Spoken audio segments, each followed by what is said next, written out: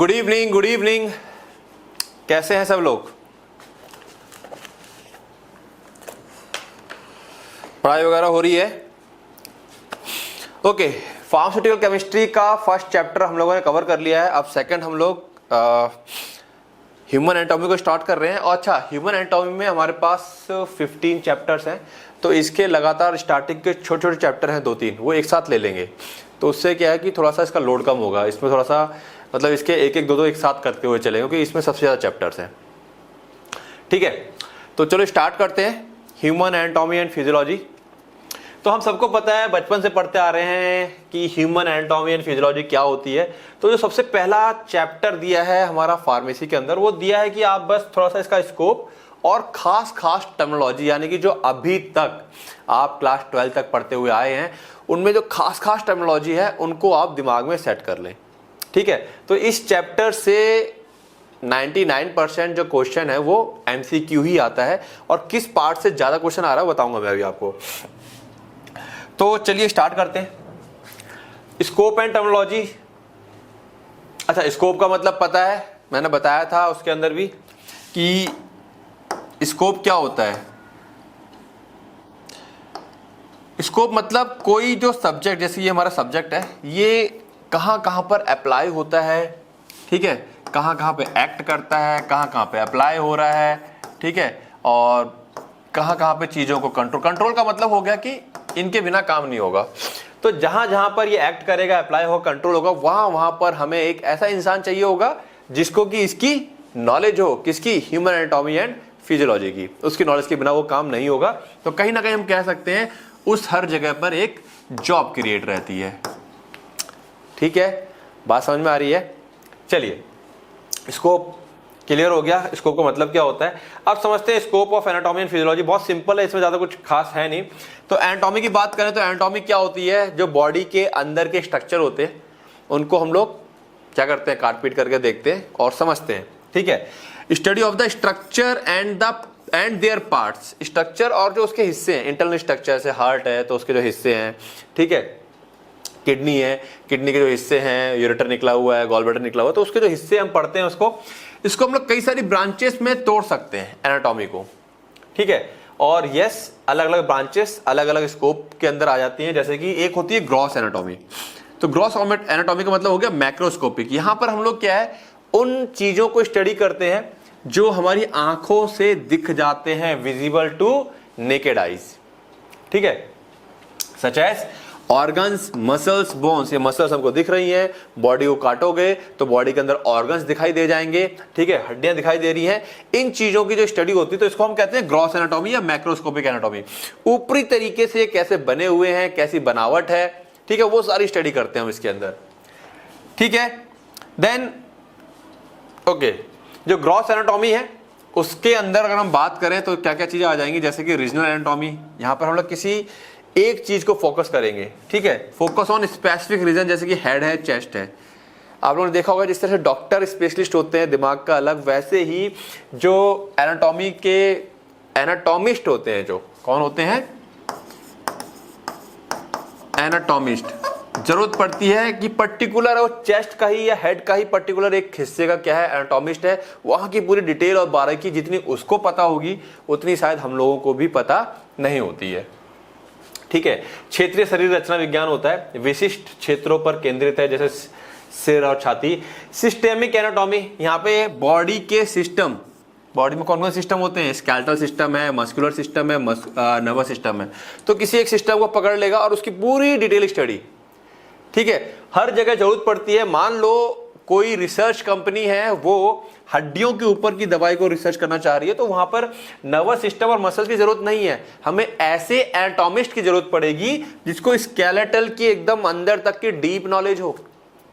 ठीक है, अलग से आगे जाके आप BSc MSc करते हैं तो आगे जाके PhD वगैरह होती है, तो रिसर्च लेवल तक के लिए अलग से आगे जाके फील्ड बनती है इसमें। ठीक है, देन सरफेस एनाटॉमी। यहाँ पर हम लोग क्या है, एक्सटर्नल फीचर्स, स्किन्स हैं, हेयर्स है, नेल्स हैं, तमाम चीजें जो एक्सटर्नल बाहरी हमको दिखाई दे रहे हैं, उसकी हम लोग क्या करते हैं, स्टडी करते हैं। बात समझ में आ रही है? तो एनाटॉमी के अंदर एक हो गया ग्रॉस एनाटॉमी, यानी कि वो सब चीजें जो कि हमको दिखाई दे रही हैं, उसके अंदर भी सब डिविजन्स अवेलेबल हैं।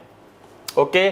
फिर माइक्रोस्कोपिक, माइक्रोस्कोपिक का मतलब जो हमको नेकेड आई से दिखाई नहीं देते हैं, विजिबल नहीं है। कौन कौन आ जाएगा इसके अंदर? हिस्टोलॉजी, सुना होगा ये वर्ड, बचपन से सुनते आ रहे होगे। स्टडी ऑफ टिश्यूज, टिश्यूज की स्टडी, ऊतक कहते हैं टिश्यूज को हिंदी में, ऊतक विज्ञान, ऊतकों का अध्ययन। अलग अलग लेवल के टिश्यूज पाए जाते हैं हमारी बॉडी के अंदर, इसी में 3rd चैप्टर आएगा, तब हम देखेंगे इसको,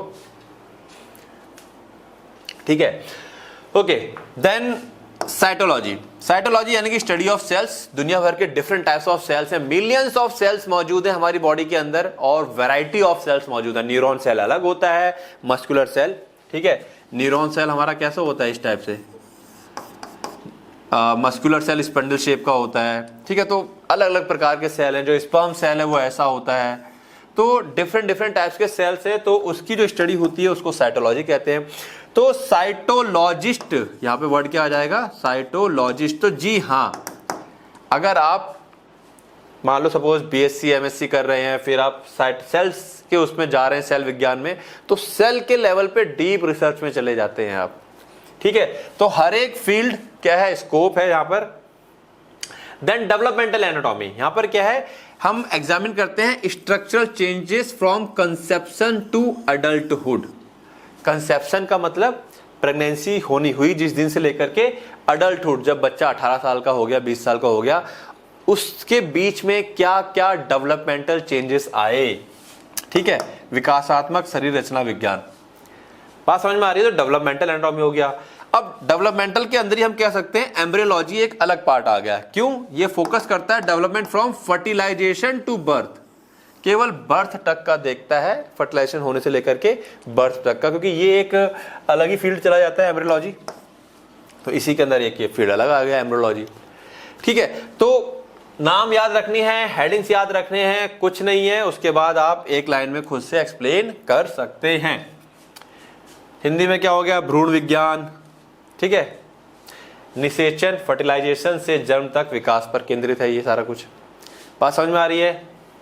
चलिए आगे देखें क्या है। Comparative anatomy, very important. हम लोग कंपेयर करते हैं। आप लोगों ने देखा होगा कि जेनेटिक डिफरेंसेस हैं। नाइजीरियंस के कुछ अलग जेनेटिक्स हैं, वो हट्टे कट्टे लंबे टॉल होते हैं। अमेरिकन्स के अलग हैं, इंडियंस के अलग हैं। इंडियंस में ही अगर नॉर्थ इंडियन साउथ इंडिया में चले जाओ तो जेनेटिक्स में थोड़ा सा डिफरेंस है। क्यों? हम सबको पता है जेनेटिक वेरिएशन की सबसे बड़ी वजह है, ठीक है। जेनेटिक वेरिएशन का सबसे बड़ा कारण क्या होता है? एनवायरनमेंट। जो हमारा इवोल्यूशन हुआ है, ठीक है, जो पहाड़ी लोग हैं वहां पे उनका चेहरा थोड़ा सा अलग होता है, थोड़ा सा गठीला शरीर होता है, क्योंकि उनको पहाड़ चढ़ने हैं लगातार, उनकी फिटनेस थोड़ी सी अलग होती है, ठीक है। तो इन्वायरमेंट का फर्क पड़ता है। आप किस क्षेत्र में रह रहे हैं उसके हिसाब से, कई हजारों सालों से आप वहां पे रहते हुए आ रहे हैं, तो आपका उसी हिसाब से जेनेटिक वेरिएशन आ गया है, ठीक है। चलिए, तो कंपैरेटिव में हम लोग क्या करते हैं? यहां पे हम लोग ये देख रहे हैं कि भाई जो स्ट्रक्चर्स हैं अक्रॉस डिफरेंट स्पीसीज, अलग अलग स्पीसीज में, जैसे कि जो नीग्रोस हैं उनकी स्किन डार्क है, वो डार्क ही रहती है, वाइट नहीं होती है, ठीक है। टू अंडरस्टैंड इवोल्यूशनरी रिलेशनशिप, तो जो अलग अलग स्ट्रक्चर्स हैं सबके, अलग अलग ह्यूमंस में पाए जा रहे हैं, तो हम कंपेयर करते हैं अलग। अच्छा, ये अलग अलग स्पीसीज में है। यहाँ पर हम ह्यूमन से लेकर के जो एनिमल्स हैं, जो हम लोग कहते हैं ना कि हमारे पूर्वज जो थे वो कौन थे? चिंपैंजी थे। तो वहां पर उसका रीजन क्या था कि हमारे जो 46 क्रोमोजोम है और उनके आई थिंक 48 है कि 42, एग्जैक्ट याद नहीं आ रहा, केवल 2 क्रोमोजोम का डिफरेंस है,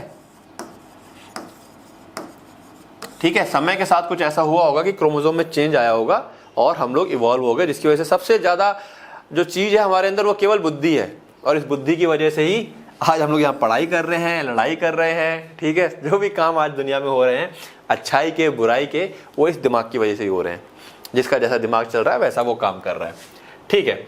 तो कंपैरेटिव हम लोग क्या कर रहे हैं? स्ट्रक्चर्स अक्रॉस डिफरेंट स्पीसीज, अलग अलग प्रजातियों के जो स्ट्रक्चर्स हैं उसको हम स्टडी करते हैं कि कौन कहाँ से आया है, ठीक है। तो हम लोग कहते हैं ना कि अफ्रीकन्स ही हर जगह आते रहे, तो वहाँ पे इवोल्यूशन थोड़ा सा बहुत ज़्यादा मैच करता है, उनका थोड़ा फेस वगैरह जो बॉडी वगैरह है बहुत ज़्यादा उस टाइप से है, ठीक है। तो ये हो गया हमारे पास पैथोलॉजिकल एनाटॉमी। पैथोलॉजी ये वर्ड दिमाग में डाल लो, एक वर्ड होता है पैथोजन। ठीक है, पैथोजन का मतलब बीमारी पैदा करने वाले कारक, disease causing agent, disease causing agent, बीमारी पैदा करने वाले कारक। अब जो बीमारी पैदा करते हैं उनकी जब स्टडी करते हैं तभी तो कहते हैं पैथोलॉजी लैब चले जाओ, वहां पे पता चलता है कि अच्छा ये इसके अंदर बैक्टीरिया या वायरस है इसके अंदर। ठीक है ना, तो पैथोलॉजिकल एनाटॉमी, यहां पर हम लोग क्या देख रहे हैं, अब यहां पे वर्ड आगे साथ में क्या जोड़ दिया गया है, एनाटॉमी। मतलब यहां पे हम देख रहे हैं कि क्या स्ट्रक्चर में चेंजेस आ गए हैं किसी बीमारी की वजह से।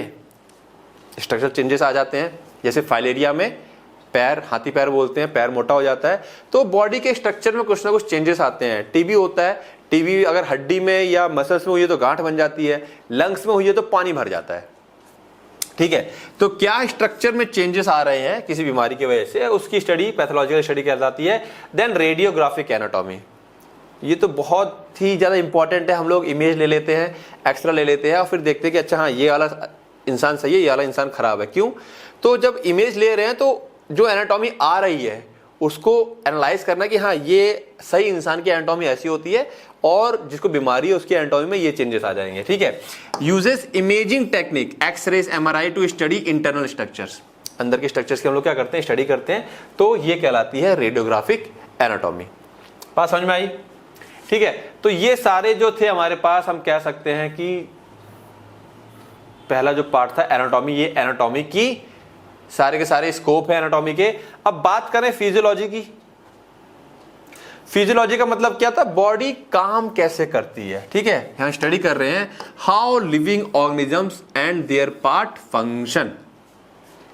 शरीर क्रिया विज्ञान, शरीर क्रिया विज्ञान इस बात का अध्ययन है कि जीवित जीव और उनके अंग कैसे कार्य करते हैं। फिजियोलॉजी में हमको फंक्शन लिखना होता है।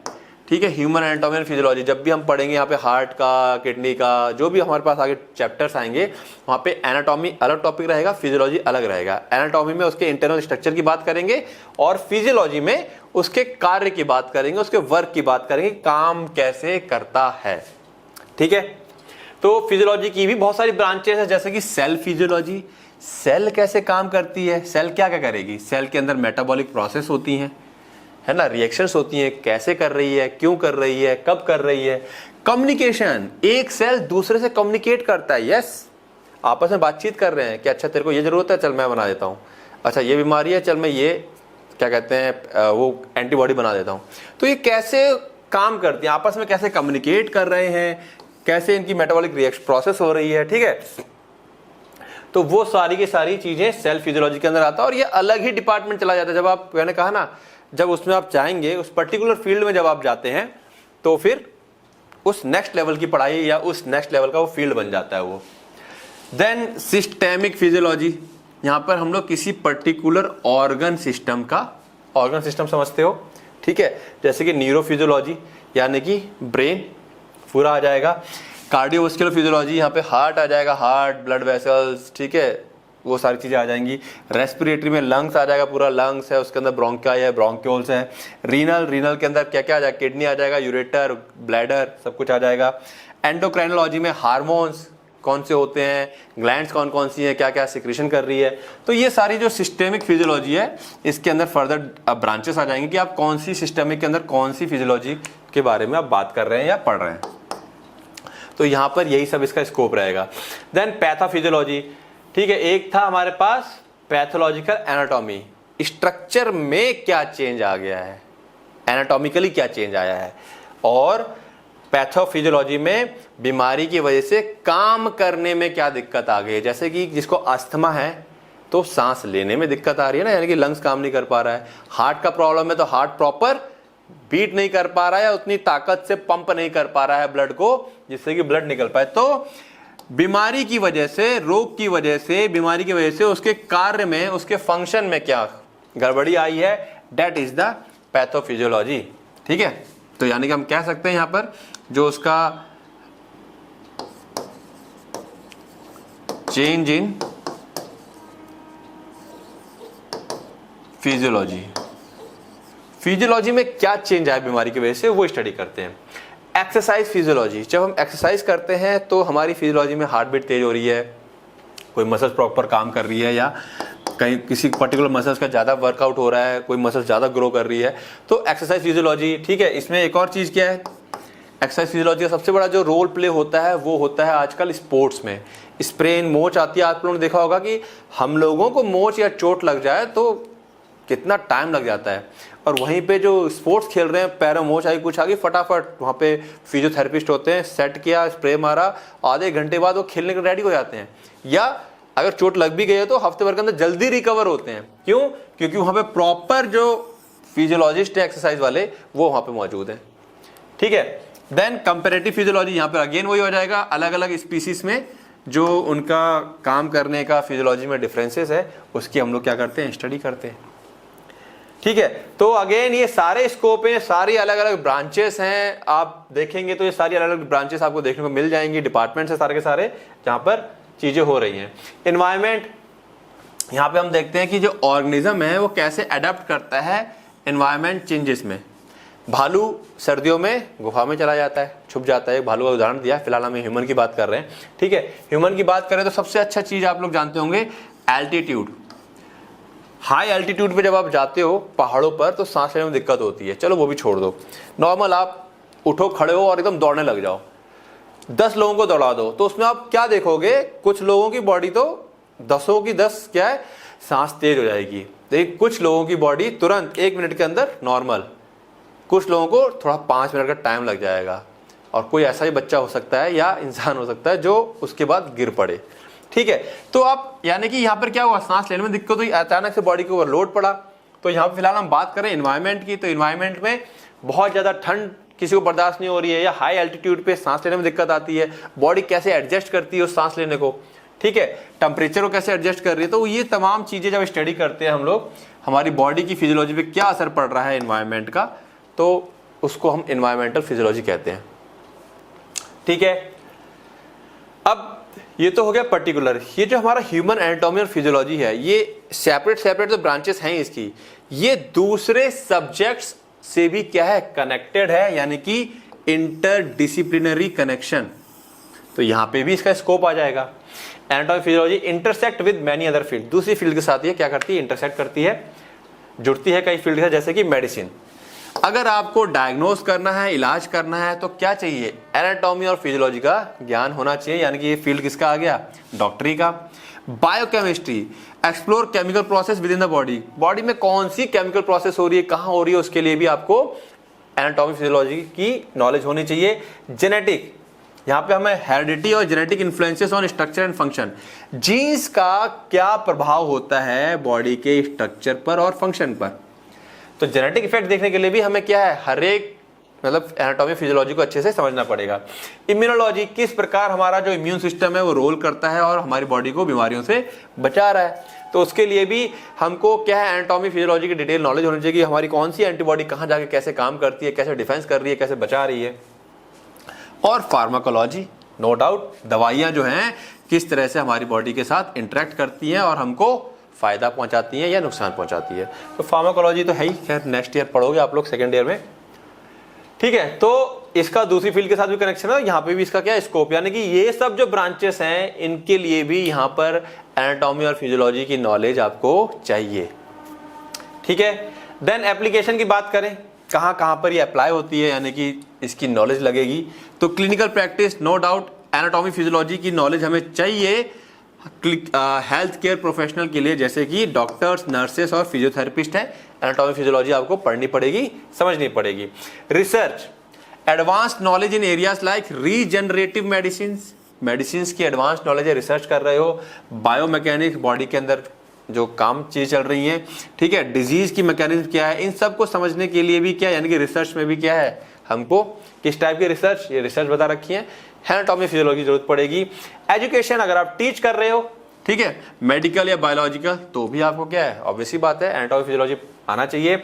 स्पोर्ट्स साइंस, जो मैंने पीछे डिस्कस कर चुका हूं, एथलेटिक परफॉर्मेंस, ठीक है, कि किस तरह से मूव करना है, कितना बैंड करना है बॉडी में, कौन से क्या पार्ट्स हैं, ठीक है, तो इंजरी को कैसे रोका जाए। हम लोग कहते हैं कि रनिंग से पहले या जिम जाने से पहले बॉडी को थोड़ा सा स्ट्रेच कर लीजिए। वो स्ट्रेचिंग के लिए क्यों कहा जा रहा है? क्योंकि वो चीज़ यहाँ से आई है, स्पोर्ट्स साइंस से आई है। बायोटेक्नोलॉजी, ठीक है, बायोटेक्नोलॉजी में क्या है? Contribute to innovations like prosthetics, जो नकली हाथ या पैर जिन लोग कट जाते हैं तो बनाए जाते हैं, तो उसके लिए भी बॉडी किस तरह से है वर्क करती है, ठीक है, वो उसके लिए, या जो आर्टिफिशियल ऑर्गन्स हैं बॉडी के अंदर स्टेंट डाल रहे हैं या बॉडी के अंदर आप रॉड डाल रहे हैं, ये सब के लिए भी आपको क्या है, जरूरत पड़ेगी ह्यूमन एनाटॉमी और फिजियोलॉजी की।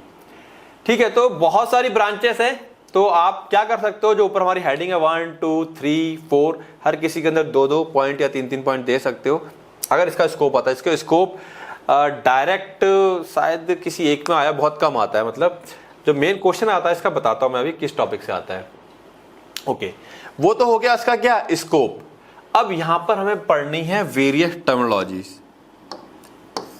ठीक है, कुछ टर्मिनोलॉजी हम लोग क्या है बचपन से पढ़ते हुए आ रहे हैं, और वो टर्मिनोलॉजी क्या है भाई? एनाटॉमी क्या होती है हम सबको पता है, फिजियोलॉजी क्या होती है हमने देख लिया, होम्योस्टेसिस क्या है? होम्योस्टेसिस मतलब जो हमारा शरीर है वो लगातार क्या कर रहा है, एक जैसा कैसे, मतलब हमारी बॉडी का जो टेम्परेचर है वो लगातार 37 है, हमारी बॉडी का जो पीएच है, ठीक है, वो लगभग 7.4 के आसपास है। तो हमारी बॉडी के अंदर की जो चीजें हैं वो एक समान है, समस्थापन। ये बॉडी कैसे करती है? बॉडी का पीएच ले लो, टेम्परेचर ले लो, ये कम ज्यादा क्यों नहीं हो रहा है? हम इवन अगर सर्दी में भी चले जाएं, ठंड में या बहुत तेज धूप में ऐसे शर्ट उतार के चले जाएं, तो बॉडी का टेम्परेचर हमारा 37 से बढ़ता क्यों नहीं है बहुत ज्यादा? ठीक है, तो बॉडी क्या करने लगती है, पसीना छोड़ने लगती है, बॉडी कूल कर लेती है। तो ये जो मैकेनिज्म है सारी, that is the homeostasis. Cell term हम पढ़ चुके हैं, कोशिका कहते हैं इसको, टिश्यू ऊतक, ऑर्गन और ऑर्गन सिस्टम। ऑर्गन मतलब जैसे कि हमारा स्टमक हो गया, हमारा इंटेस्टाइन हो गया, और सिस्टम का मतलब पूरा डाइजेस्टिव सिस्टम, माउथ से लेके एनस तक। तो ये टर्म्स तो हम लोग बचपन से पढ़ रहे हैं, तो इसके ऊपर जस्ट यहाँ पर टर्मिनोलॉजी है तो टर्म डाल दिए, इसको मतलब नहीं है। मेन जो हमारे टर्म्स आ रहे हैं, 1 मार्क्स क्वेश्चन आ रहे हैं, वो यहां से आ रहे हैं। डायरेक्शनल टर्म, दिशात्मक, बॉडी की दिशा को डिसाइड करने वाले, और ये इंपॉर्टेंट है, ध्यान रखना। ठीक है, क्वेश्चन यहां से आते हैं। पहला है, अगर आप बोलेंगे कि सुपीरियर का मतलब आप चाहते, सुपीरियर मतलब जो ऊपर की तरफ है, यानी कि कोई भी चीज हमारी बॉडी में जो ऊपर की तरफ है, हेड, ये सुपीरियर। ठीक है, तो इसलिए हम लोग इसको क्रैनियल भी कह देते हैं। ठीक है, ऊपर की ओर ये शीर्षीय।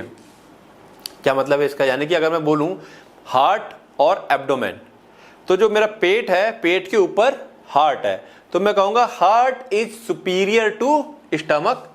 ठीक है, नीचे एग्जांपल भी दिया हुआ है, the head is superior to the abdomen, यहाँ पे सीधा हेड का दे दिया, हार्ट का दे दिया। मतलब बॉडी में कोई भी दो चीजें हैं उसको हम लोग इस तरह सुपीरियर बोल करके बता सकते हैं कौन किसके ऊपर है। इसी तरह इंफीरियर आ जाएगा, जिसको कि हम काउडल भी कहते हैं। ठीक है, यानी कि पैरों की तरफ। The stomach is inferior to the heart, उल्टा कह देंगे, स्टमक जो है हार्ट के नीचे है, तो इंफीरियर उसके नीचे आ गया। बात समझ में आ रही है? क्लियर है? तो सुपीरियर हो गया, इंफीरियर हो गया, देन एंटीरियर। एंटीरियर का मतलब आगे की ओर या अग्रस्त। ठीक है, the sternum is anterior to the spine. एक मिनट,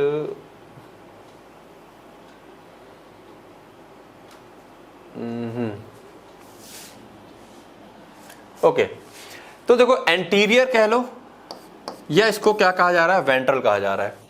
तो ये जो आगे का हिस्सा है, फ्रंट पार्ट, ठीक है, तो जैसे मेरे चेस्ट की जो बीच की हड्डी होती है स्टर्नम, और इसी के जस्ट पीछे यहाँ पर मेरी क्या है, बैकबोन है। तो बैकबोन मेरी पीछे की तरफ है, तो स्टर्नम मेरा आगे है, वेंट्रल है। तो यहाँ पे एग्जांपल है, sternum is anterior to the spine, या इसकी जो पोजीशन है वो कैसी है, वेंट्रल है।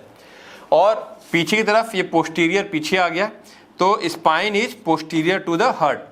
ये हार्ट है, हार्ट के पीछे की तरफ हमारी स्पाइन है। तो आगे की तरफ है, पीछे की तरफ है, ये हमारा आगे वाला हिस्सा आ गया, वेंट्रल कहो या एंटीरियर कहो, और पीछे वाला हिस्सा पोस्टीरियर या डॉर्सल। ठीक है, मीडियल मध्य रेखा, कोई अगर चीज हमारी बॉडी के ठीक बीचा बीच में है तो उसमें मीडियल कहता हूं। ठीक है, heart is medial to the lungs. Lungs के बीचा बीच में क्या है, हार्ट है, तो मीडियल वर्ड का इस्तेमाल होता है। ठीक है, लेटरल यानी कि बीच की रेखा से दूर, तो मैं कहता हूँ लेटरल, हम लोग कहते हैं ना कि अगर सुना होगा कि स्टैंड लेटरल टू द, या वो चीज उसके लेटरल है यानी कि साइड में है, यानी कि बीच में ना होकर के साइड में है। तो ये दोनों हाथ मेरे क्या हो जाएंगे, लेटरल हो जाएंगे, साइड की चीजें लेटरल हो जाएंगी, यानी कि ये जो हिस्सा है ये लेटरल कहलाएगा। ये the arms are lateral to the chest, chest के साइड में आर्म्स है तो लेटरल हो गया। ये पोजीशन याद रखना है, नाम याद रखना है। यहां पर बच्चा थोड़ा सा कंफ्यूज करता है, प्रॉक्सिमल यानी कि पास में और डिस्टल यानी कि दूर। अब होता क्या है कि सुपीरियर इंफीरियर यहां पे पास दूर क्यों नहीं है और यहां पे पास दूर क्यों है, क्यों ये अलग से आया है? तो यहां पर देखो बात है जॉइंट से, अटैचमेंट। हाथ हमारा कहां जुड़ा हुआ है, यहां से जुड़ा हुआ है। ठीक है, तो यहां से हम स्टार्टिंग पॉइंट लेके चलेंगे। क्या लेके चलेंगे, स्टार्टिंग पॉइंट। यहां से जो चीज जितनी दूर है उसको हम कहेंगे डिस्टल। ये रिस्ट जो हमारा डिस्टल है, इसके कंपैरिजन में जो मेरी एल्बो है, एल्बो यहां दिखा दिया, ये एल्बो है। एल्बो क्या है, प्रॉक्सिमल। तो यहां से एल्बो मेरी पास है, यहां से हाथ, ये जो मेरा रिस्ट है, कलाइयां है, फिंगर है, वो दूर है, डिस्टल है। तो इस जॉइंट की बात होती है हमारे धड़ से, जो ये हाथ हमारा जुड़ा हुआ है या हमारे पैर जो जुड़ा हुआ है, तो वहां से बात चलेगी। ठीक है,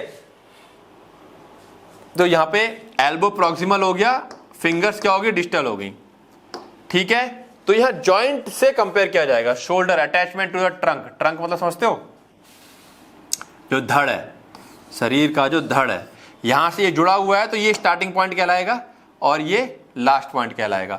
तो जो इसके पास है, जॉइंट के पास है, वो प्रॉक्सिमल कहलाएंगे, जॉइंट से दूर है वो डिस्टल कहलाएंगे। ओके, मैंने यहाँ पे इसको पढ़ा नहीं, बताता हूं मैं। होम्योस्टेसिस अभी बता देता हूं मैं, फिर से रिपीट कर देता हूं उसको मैं, समझो ये बात को, इसको एक बार कवर कर दूं मैं। डिस्टल क्लियर हो गया, fingers are distal to the elbow. Then superficial यानी कि जो ऊपर स्किन की तरफ होती है चीजें, वो सुपरफिशियल हो गए, जैसे हेयर्स वगैरह हैं। Skin is superficial to the muscles, muscles के ऊपर स्किन होती है। और deep internal, lungs are deep to the skin, skin के काफी डीप अंदर की तरफ क्या होती हैं, लंग्स होती हैं। ठीक है, तो ये टर्म्स आपको याद रखने हैं। इसको मैंने अलग से भी इस तरह से दे दिया है, ये सुपीरियर लिखने के लिए, उदाहरण के लिए शेर उधर ऊपर। ठीक है, the head is superior to, इस तरह से भी आप लिख करके, और बाकायदा पीडीएफ मिलेगी, उसमें बाकायदा डेफिनेशन के साथ मैं आपको दे दूंगा। समझ में आ गया होगा। मेन चीज है अभी यहाँ पे समझना। तो बात कर रहे थे होम्योस्टेसिस की, तो चलते हैं थोड़ा सा होम्योस्टेसिस। क्या चला गया, चलो मैं वहीं बता देता हूँ।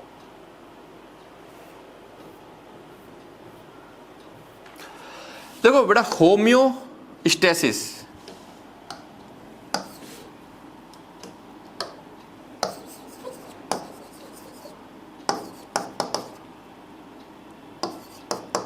होम्योस्टेसिस का मतलब हो गया एक समानता, एक जैसा, लगातार। ठीक है, जैसे कि मैंने कहा कि हमारी बॉडी के अंदर लगातार हमारी बॉडी का टेम्परेचर कितना है, 37 डिग्री सेंटीग्रेड। ये लगातार 37 ही कैसे है? ठीक है, अच्छा, हीमोस्टेसिस, होम्यो और हीमोस्टेसिस, हीमोटीनिक, हीमोस्टेसिस वर्ड है, एक मिनट, अगर मैं कंफ्यूज नहीं कर रहा हूं तो हीमो वर्ड उससे है, हीमोटोलॉजिकल, वो अनीमिया, ब्लड से रिलेटेड है। एक मिनट, क्या वर्ड है तुम्हारा, हीमोस्टेसिस, ये वर्ड स्किप कर रहा है। ओके, तो क्या है ये,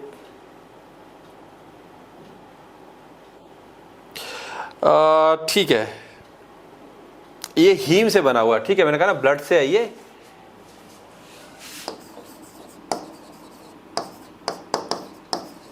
देखो एक चीज का ध्यान रखो, यहां पर स्टैसिस जो वर्ड है, इसका स्टैटिक से बना हुआ है, स्टैट है ना, जो चीज स्थिर है। ठीक है, होमो के अंदर जो हमारी बॉडी का एनवायरमेंट है, और हीमो का मतलब जो है हमारा ब्लड। एक तरह से कह सकते हैं हमारे ब्लड में लगातार रेड ब्लड सेल क्या होते हैं, डिस्ट्रॉय होते रहते हैं और नए सेल बनते रहते हैं। हमारा जो हीमोग्लोबिन है वो एक रेंज के अंदर 12 से 18 के बीच में ही रहता है, ना उससे ज्यादा ना उससे कम। ठीक है, तो ब्लड की जो स्थिरता है वो आ जाएगा यहाँ पे हीमोस्टेसिस। क्लियर होगी बातें? कल्पित बात क्लियर हुई? हीमो और स्टेसिस, जो भी वर्ड आगे लग जाएगी उसकी स्थिरता, तो होम्योस्टेसिस के अंदर ही हीमोस्टेसिस भी आ जाएगा। हमारा ब्लड लगातार उतना ही कैसे रहता है, ना कम ना ज्यादा। ठीक है, चलिए आगे आते हैं। ठीक है, ये तो मैंने एक्सप्लेन कर दिया, जस्ट आप लोगों के लिए नोट्स में अवेलेबल रहेगा, तो आप इसको देख सकते हैं। मैं थोड़ा सा इसको कर देता हूँ ताकि बच्चे अगर पढ़ना चाहेंगे पॉज करके तो पढ़ लेंगे।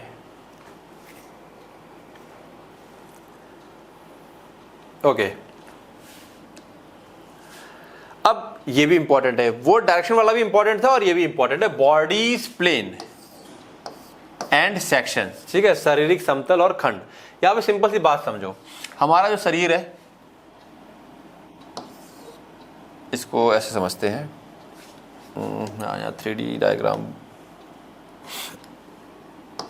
बनाते, बॉक्स से समझते हैं। मान लो कि ये क्या है, बॉडी है हमारी, ठीक है। अब मैं इसको 2-3 तरीके से काट सकता हूं, चलो जी समझते हैं।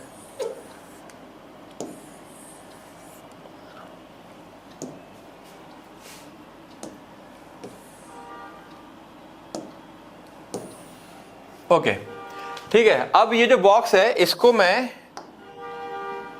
कट करता हूं, देखना कैसे कट करता हूं मैं। एक तो मैं इसको ऐसे ऐसे कट कर सकता हूं,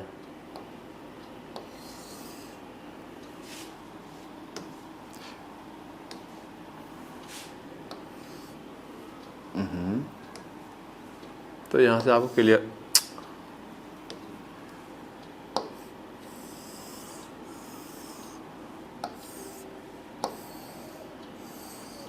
ठीक है, यानी कि इसको मैंने ऐसे, ये हो गया तुम्हारा फ्रंट और ये हो गया तुम्हारा बैक, बिल्कुल बीच में से आधा आधा। या इसको मैं ऐसे ऐसे भी कट कर सकता हूं,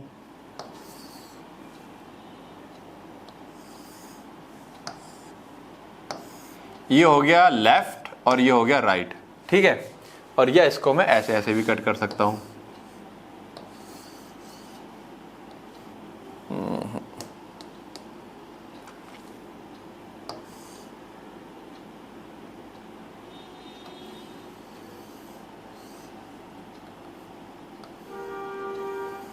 मतलब बीच में से, ये हो गया टॉप, ये हो गया बिलो, बिल्कुल हाफ हाफ। तो ये वाला जो प्लेन है जिसमें, अच्छा पहले इसमें कौन सा वाला प्लेन है डिस्कस हो रहा है, सैजिटल प्लेन, ठीक है, यानी कि सैजिटल प्लेन डिवाइड कर रहा है बॉडी को into right and left part. ये प्लेन एक इमेजिनरी प्लेन मान लिया हमने, जैसे कि यहां से बीचा बीच में से एक प्लेन मान लेंगे, ठीक है, जो बॉडी को लेफ्ट और राइट 2 हिस्सों में डिवाइड कर रहा है। तो ये वाले प्लेन को हम लोग क्या कहते हैं, सैजिटल प्लेन।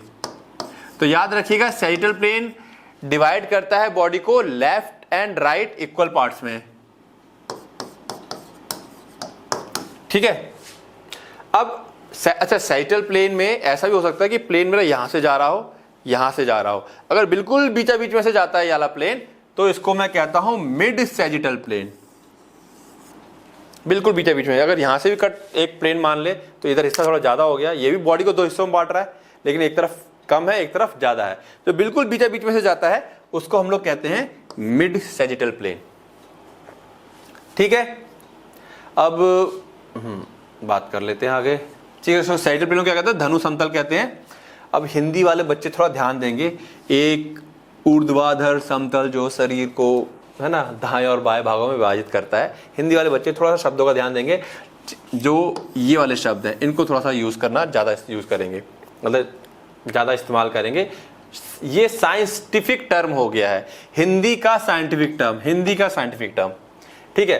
देन फ्रंटल या कोरोनल प्लेन, यहां पर क्या है, फ्रंट, एक फ्रंट और बैक, यानी कि इस बार ऐसे लंबा लंबा, तो मेरा एक फ्रंट हिस्सा हो जाएगा और एक बैक हिस्सा हो जाएगा, ठीक है। तो ये बॉडी को डिवाइड करेगा। अब वर्टिकल प्लेन है divide body into anterior and posterior part, किसमें डिवाइड कर रहा है, एंटीरियर और पोस्टीरियर पार्ट में डिवाइड कर रहा है। देन ट्रांसवर्स या हॉरिजॉन्टल प्लेन, ये बॉडी को डिवाइड करता है सुपीरियर और इंफीरियर। यही आपका एमसीक्यू बनते हैं ज्यादातर कि भाई ट्रांसवर्स वाला प्लेन सुपीरियर इंफीरियर में डिवाइड कर रहा है, फ्रंटल प्लेन एंटीरियर पोस्टीरियर में डिवाइड करता है बॉडी को, ठीक है। सैजिटल प्लेन राइट और लेफ्ट में डिवाइड कर रहा है, या उल्टा हो जाएगा, बॉडी को राइट और लेफ्ट में डिवाइड करने वाले प्लेन का नाम क्या है। तो ये आप याद रखेंगे, बाकायदा कई बार प्लेन्स को लेकर के डायरेक्ट क्वेश्चन भी आ जाता है 3 मार्क्स में, तो उसके लिए भी आप रेडी रहेंगे, एक एक लाइन में डिफाइन करेंगे, ठीक है। तो क्वेश्चंस कहां से आ रहे हैं मैक्सिमम, डायरेक्शन, जो पीछे वाली बात बताई मैंने, एक तो यहां से आपका क्वेश्चन आ रहा है इससे, और ज्यादातर क्वेश्चन जो आ रहे हैं बाद बाकी वो किससे आ रहे हैं, प्लेन से आ रहे हैं। इसके अलावा बाकी जो चीजें वहां से आपके एमसीक्यू मतलब 1 मार्क्स क्वेश्चन आ रहा है, यहां से डायरेक्ट क्वेश्चन 3 नंबर पूछ लिया जा रहा है। चौथा है बॉडी कैविटीज। हमारी बॉडी में बहुत सारी कैविटीज है, हिंदी में क्या कहते हैं, गुहा कहते हैं कैविटी को। तो पहली है क्रेनियल कैविटी, हमारा सर खोपड़ी अंदर कैविटी है, उसके अंदर क्या है, हमारा ब्रेन है, ठीक है। ये कैविटी है जिसके अंदर क्या है, हमारा ब्रेन रहता है। स्पाइनल वर्टिब्रल कैविटी, इसके अंदर क्या रहती है, स्पाइनल कॉर्ड रहती है, गर्दन से लेके कमर तक स्पाइनल कॉर्ड का सेटअप। रीढ़ की हड्डी होती है, रीढ़ की हड्डी के अंदर क्या पाई जाती है, स्पाइनल कॉर्ड। नर्वस सिस्टम में इसको डिटेल में समझेंगे। थोड़ा सी कैविटी, चेस्ट हड्डी की बनी हुई है। ये सारी कैविटियां किसकी बनी हुई हैं, बॉडी कैविटीज जो बनी हुई हैं वो किसकी बनी हुई है, एक तरह से हम कह सकते हैं बोन्स की बनी हुई है, ठीक है। तो थोरेसिक कैविटी ये बनी हुई है रिब्स की, इसके अंदर क्या है हमारा, ये डायफ्राम के ऊपर, डायफ्राम समझ रहे हैं ना पार्ट बॉडी का, इसके ऊपर इसके अंदर लंग्स और हार्ट पाए जाते हैं। देन एब्डोमिनल कैविटी, ये कैविटी है जो कि बोन की नहीं बनी हुई है, इसके अंदर हमारा एब्डोमेन। तो एब्डोमेन बोलेंगे ना तो इसके अंदर बहुत सारी चीजें आ जाएंगी, स्टमक नहीं केवल, स्टमक तो हमारा लेफ्ट साइड में आ गया, एब्डोमेन के अंदर पेंक्रियास, स्टमक, लिवर, इंटेस्टाइन, तमाम चीजें रहती हैं, ठीक है। ये बिलो द डायफ्राम होता है, इसके अंदर कौन कौन से ऑर्गन है, स्टमक है, इंटेस्टाइन है, लिवर है और किडनी है। And the last one is pelvic cavity, pelvic जो कमर वाला हिस्सा है, ठीक है। यहां पर क्या क्या देखने को मिलता है हमें, यूरिनरी ब्लैडर, इस कमर वाले हिस्से में यूरिनरी ब्लैडर होता है। रिप्रोडक्टिव ऑर्गन्स होते हैं, फीमेल्स में ओवरीज वगैरह पाई जाती हैं, और रेक्टम, रेक्टम भी यहीं पाया जाता है। रेक्टम क्या होता है, जहां पे टेम्परेरी हमारी फीसेस यानी कि जो पॉटी होती है वो स्टोर होती है, ठीक है। क्लियर है बातें। तो ये बॉडी की इंपॉर्टेंट कैविटीज मोटे लेवल पे जो कि पता होनी चाहिए। तो ये बेसिक टर्मिनोलॉजी, मैंने कहा ना, टर्मिनोलॉजी का मतलब बेसिक टर्मिनोलॉजी जो अभी तक आप लोग इंटर तक करते चले आए हो, ये सारी बेसिक आपने करी है, कहीं ना कहीं आपको मिली है। नेक्स्ट देखें क्या है, फिर है सेल्यूलर एंड टिश्यू टर्मिनोलॉजी, ठीक है। ये एक तरह का पढ़ेंगे, साइटोलॉजी पढ़ चुके हैं, इसकी वजह से जरूरत नहीं है, लेकिन लिख दिया टर्मिनोलॉजी है। Histology, cytology, epithelial tissue chapter आएगा 3rd वाला, डिटेल में देखेंगे। बॉडी को कवर करने वाले टिश्यूज होते हैं, ठीक है। ये मेनली बॉडी के क्या कहते हैं, कवर करते हैं। या लाइंस ऑर्गन या ऑर्गन्स के ऊपर की परत होती है, या वेसल्स और कैविटीज जो ब्लड वेसल्स होती है उनके अंदर की तरफ परतों में पाई जाती है। डिटेल में समझेंगे इसे तब। इसी में आगे कनेक्टिव टिश्यू, ठीक है, मसल्स टिश्यू और नर्वस टिश्यू इसी कैटेगरी के अंदर आता है। कनेक्टिव टिश्यू क्या करता है, सपोर्ट्स, बाइंड और प्रोटेक्ट करता है, जैसे कि बोन, ब्लड और एडिपोज टिश्यू। मसल्स टिश्यू हमारी स्केलेटल मसल्स आ गया, कार्डियक मसल आ गया और स्मूथ मसल्स जो होते हैं, और नर्वस टिश्यूज जो हमारा ब्रेन का होता है। सारी चीजें डिटेल में आगे आएंगी, लेकिन एज अ टर्मिनोलॉजी मैंने यहाँ डाल दिया है। इसको नहीं भी पढ़ोगे एक बार को तब भी चल जाएगा, क्योंकि आगे जाके कवर होंगे। जो कवर नहीं होंगे आगे जाके वो ऊपर का हिस्सा था, वो आपको याद करना है। फिर हाँ, ये समझ लेते हैं फिजियोलॉजिकल टर्मिनोलॉजी। हमारी फिजियोलॉजी से संबंधित कुछ टर्मिनोलॉजी है, ये आप बच्चे लोग भूल चुके होते हैं कुछ। सबसे पहला है मेटाबॉलिज्म। तो मेटाबॉलिज्म क्या होता है, ठीक है, हिंदी में क्या कहते हैं, चयापचय। मेटाबॉलिज्म मतलब जो भी केमिकल रिएक्शंस हमारी बॉडी में या सेल के अंदर हो रही है उसको मेटाबॉलिज्म कहते हैं। सिंपल सी बात। मेटाबॉलिज्म मतलब सीधा दिमाग में डालना है, केमिकल रिएक्शंस जो हमारी बॉडी में हो रही हैं। अब ये जो मेटाबॉलिज्म है ये 2 प्रकार की होती है, ये भी दिमाग में डाल लो। एक होती है कैटाबॉलिज्म और एक होती है एनाबॉलिज्म। क्या अंतर है दोनों में? कैटाबॉलिज्म में क्या होगा, जो क्या कहते हैं, ये बड़े बड़े मॉलिक्यूल हैं वो छोटे छोटे मॉलिक्यूल में टूटते हैं। जैसे कि अगर मैं बात करूं, आपने क्या खाई, रोटी खाई, तो रोटी के अंदर चपाती खाई, उसके अंदर क्या होता है, कार्बोहाइड्रेट होता है। क्या होता है, कार्बोहाइड्रेट। वो ब्रेक कर जाता है अल्टीमेटली बॉडी में जाके किसमें, ग्लूकोज में। तो ये हो गया कैटाबॉलिज्म। देखो किचन में अगर बिल्ली घुस जाए तो तोड़फोड़ मचा देती है, तोड़ने का काम। तो कैट से याद रखोगे बिल्ली, और बिल्ली मतलब तोड़ रही है, ठीक है। ये इसको हम लोग कह सकते हैं मैक्रो मॉलिक्यूल, बड़ा मॉलिक्यूल है, और इसको हम लोग कहते हैं सिंपल मॉलिक्यूल, सबसे छोटा मॉलिक्यूल है। अब एनाबॉलिज्म में क्या होता है, जो छोटे मॉलिक्यूल होते हैं वो कॉम्प्लेक्स में बड़े मॉलिक्यूल में बदल जाते हैं। कैसे? अब ग्लूकोज, हमने रोटी खाई, बहुत सारी ग्लूकोज हमारी बॉडी ने जितना इस्तेमाल कर लिया, बाकी ग्लूकोज का बॉडी क्या करेगी, वो स्टोर करती है, ठीक है। तो जो ग्लूकोज है एक्स्ट्रा हमारी बॉडी में, वो एज अ ग्लाइकोजन, ठीक है। यहां पर ये ग्लूकोज क्या था, ये सिंपल था, सिंपल मॉलिक्यूल है। ये मेरे पास क्या आ जाएगा, मैक्रो मॉलिक्यूल आ जाएगा। क्या आ जाएगा, ये मैक्रो मॉलिक्यूल।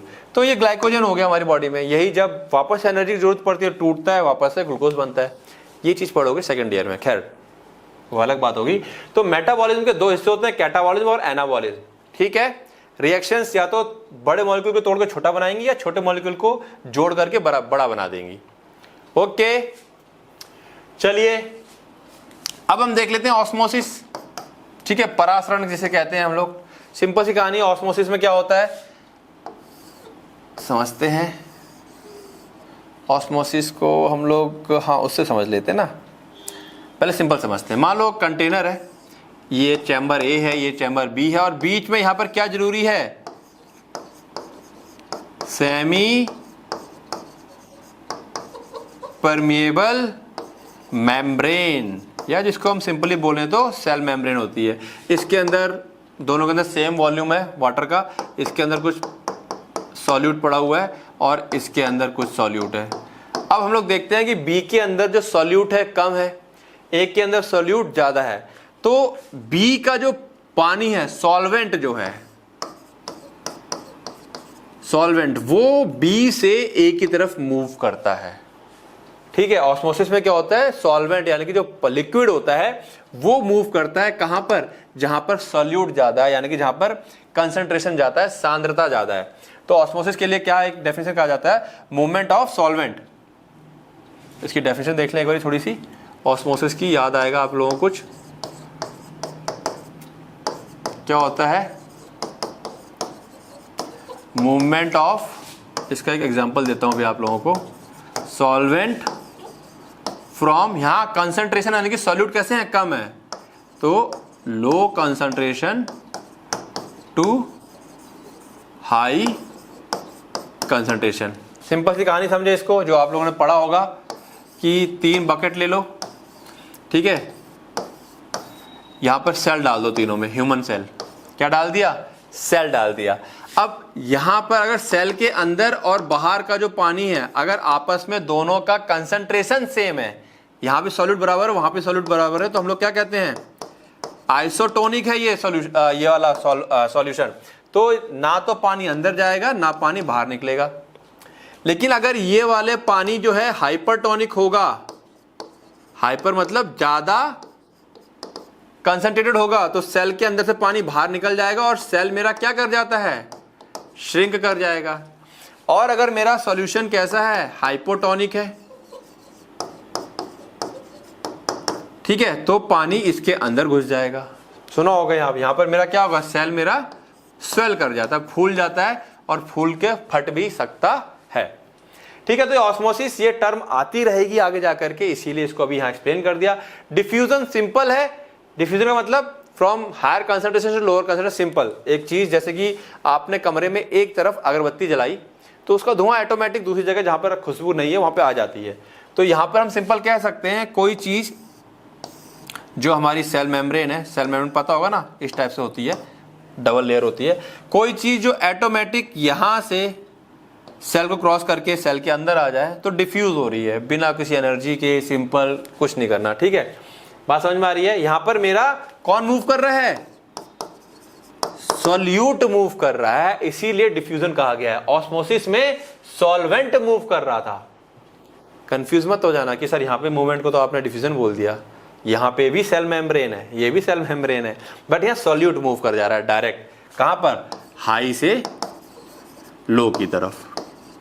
ठीक है, ये डिफ्यूजन हो गया। एंजाइम आप सबको पता है हमारी बॉडी में क्या होते हैं, इसको हम बायो कैटलिस्ट कहते हैं। क्या कहते हैं? Bio catalyst. यानी कि हमारी बॉडी, मैंने कहा हमारी बॉडी में क्या होता है, रिएक्शंस होती हैं।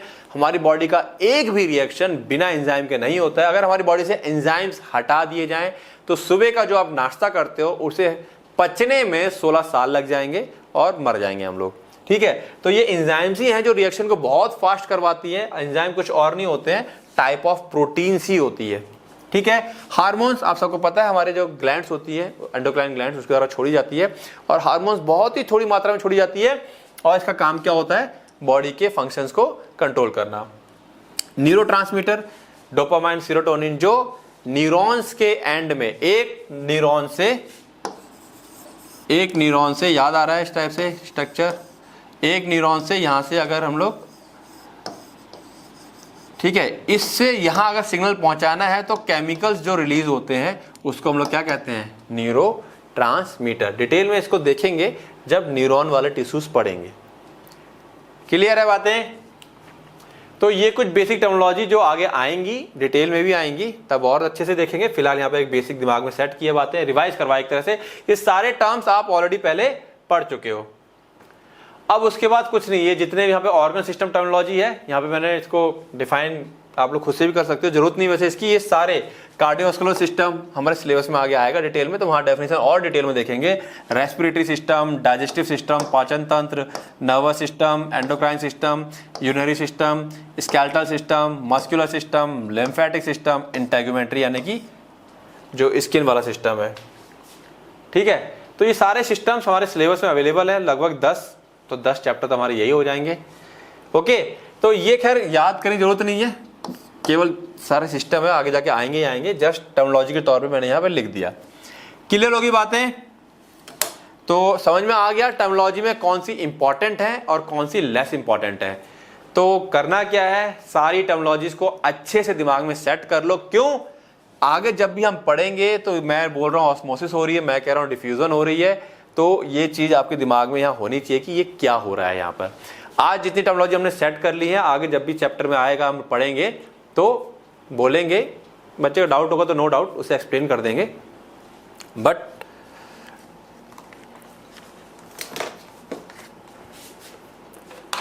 आपको याद होनी चाहिए। Okay, good. चलो, कल्पित के डाउट्स काफी अच्छे से क्लियर है सारे। तो मिलते हैं बेटा फिर कल। ये चैप्टर तो हमारा खत्म। कल एचएपी का ही एक और चैप्टर लेंगे। स्टार्टिंग के 2-3 चैप्टर छोटे छोटे हैं, वो फटाफट बेसिक वाले हैं जो बेसिक हमारा बिल्डअप कर देगा, तो उसको खत्म कर लेंगे फिर। ठीक है, इसको पढ़ो, रिवाइज करो। मिलते हैं कल। Okay, bye bye.